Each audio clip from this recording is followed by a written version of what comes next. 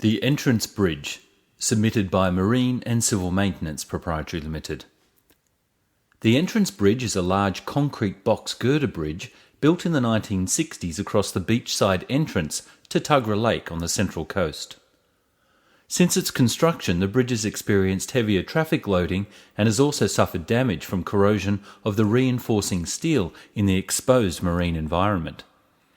In 2014, Roads and Maritime Services awarded to Marine and Civil Maintenance a contract for the repair and cathodic protection of the columns and deck soffit.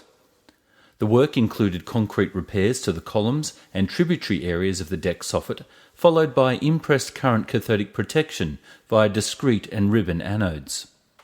Isolated repairs were also required on the mid-span soffits, and the entire substructure was to be painted with an engineered coating.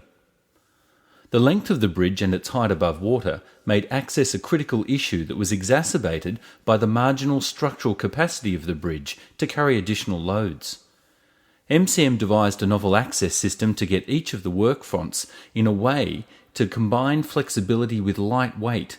This was augmented by barge-mounted scaffolding to maximise production.